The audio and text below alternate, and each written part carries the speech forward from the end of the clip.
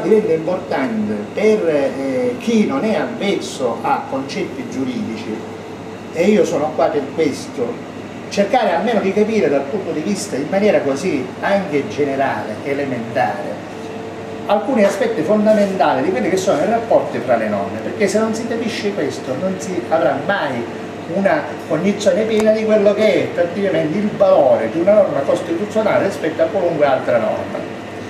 Allora, e quindi siamo costretti in qualche modo a parlare di quello che è il problema della gerarchia delle fonti. Che cosa voglio dire?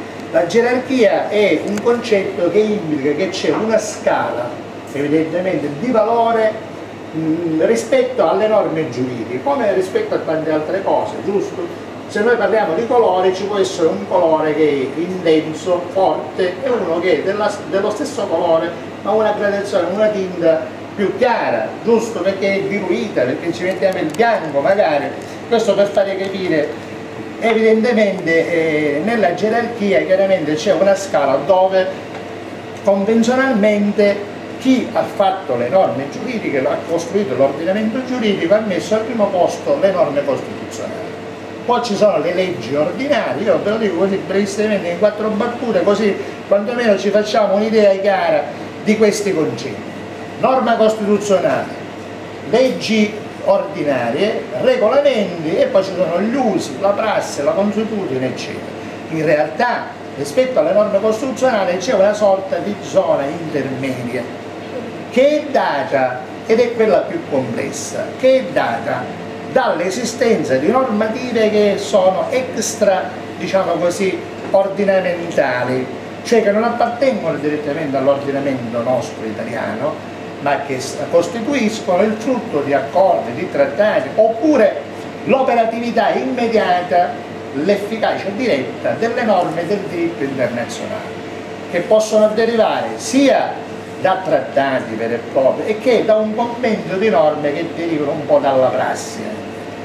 E allora che succede? In questa costruzione, in questa scala, dove noi formalmente troviamo le norme costituzionali, poi abbiamo questa fascia intermedia dove si dà in qualche caso un maggiore riconoscimento a una norma del diritto internazionale, ma questo vale fino a un certo punto, perché diventa complesso poi capire i meccanismi e i limiti che stabilisce la nostra Carta Costituzionale per fare prevalere una norma di diritto internazionale nel nostro Paese.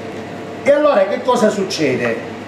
Noi ci troviamo in questa situazione in sostanza. La nostra Carta Costituzionale, lo Statuto speciale della Regione Siciliana, è norma costituzionale come la Carta Costituzionale che noi conosciamo, come la stessa Carta di cui si riempiono la bocca Napolitano e tutti gli altri personaggi squallidi che conosciamo.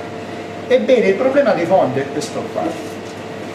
Lo Statuto speciale della Regione Siciliana, per questa sua natura di norma costituzionale, avrebbe dovuto assicurare a tutti quanti noi, in presenza di una classe politica che effettivamente almeno avesse rappresentato in minima parte i reali interessi dei siciliani, avrebbe potuto assicurare una realtà completamente diversa da quella in cui ci troviamo oggi. Così non è stato.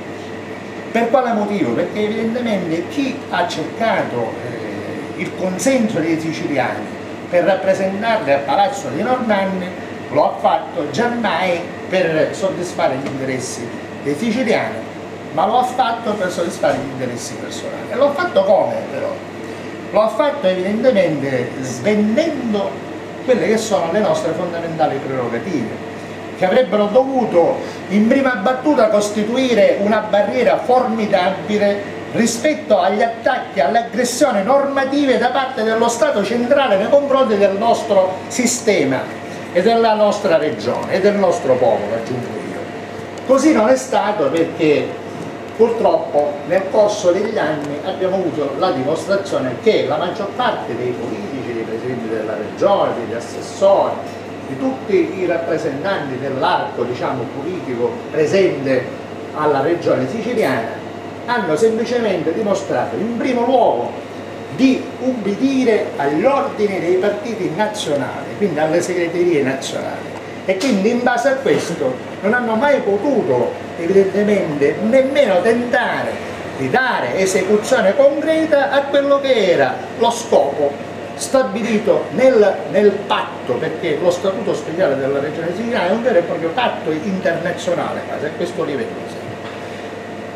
Altra ragione qual è? Evidentemente il fatto è che per tutte le politiche che sono state portate avanti nel corso degli anni, a partire dalla famosa politica agraria, dalla politica industriale, questi signori che non ci hanno mai rappresentato, ma che occupavano il posto di chi avrebbe dovuto rappresentare i siciliani, che cosa hanno fatto? Hanno semplicemente barattato e si sono messi al servizio di questi signorotti che avevano solo lo scopo di venire qua in Sicilia e saccheggiare tutte le nostre ricchezze, per impedire che potessero godere di queste ricchezze gli stessi siciliani.